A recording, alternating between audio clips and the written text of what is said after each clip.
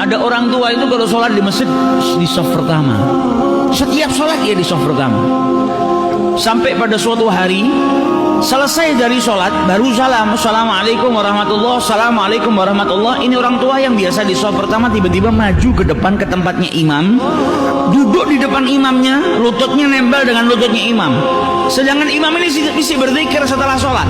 Belum selesai, ini orang tua tanya kayak orang gesusu, jadi tergesa-gesa. Ini orang tanya, ya imam, wahai imam, ajarkan aku sesuatu yang bermanfaat yang bisa nanti masukkan aku ke dalam surganya Allah Subhanahu wa taala. Ajarkan aku apapun itu, sesuatu yang bermanfaat. Maka sang imam bingung, dia masih belum selesai berzikir kepada Allah. Ini orang tua ini tanya terus, ajarkan aku sesuatu. Maka sama imamnya dijawab, qala Nabi sallallahu alaihi wasallam. Nabi sallallahu alaihi wasallam bersabda, kalimatan, ada dua kalimat, habibatan ilar rahman, sangat dicintai oleh yang maha pengasih lagi maha penyayang. Khafifatan ala lisan, ringan diucapkan di lisan itu, thaqilatani fil mizan. Akan tetapi kedua kalimat ini sangat berat di timbangannya Allah Subhanahu wa taala.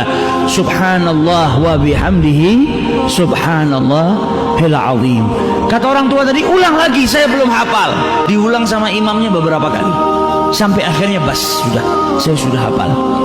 Mulai detik itu ucapannya Nabi Muhammad dibawa sama dia kemanapun, dimanapun dia berada, berjumpa dengan siapapun.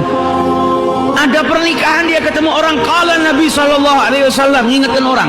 Ada dua kalimat dicintai sama Allah, ringan di lisan tapi berat di timbangan. Subhanallah wa bihamdi, subhanallahil azim.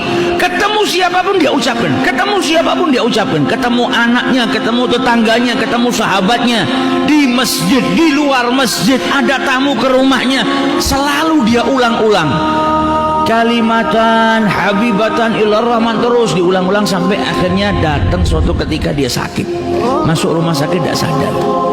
Selama beberapa hari nggak sadar, koma.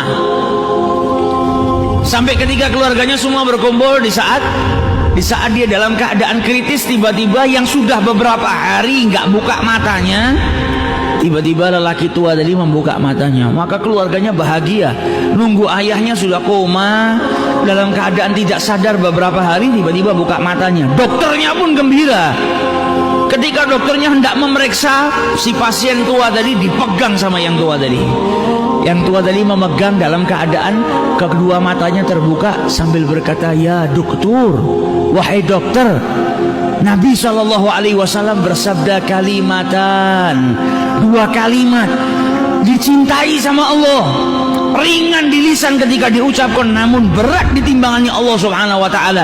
Subhanallahi wa bihamdihi, subhanallahil azim.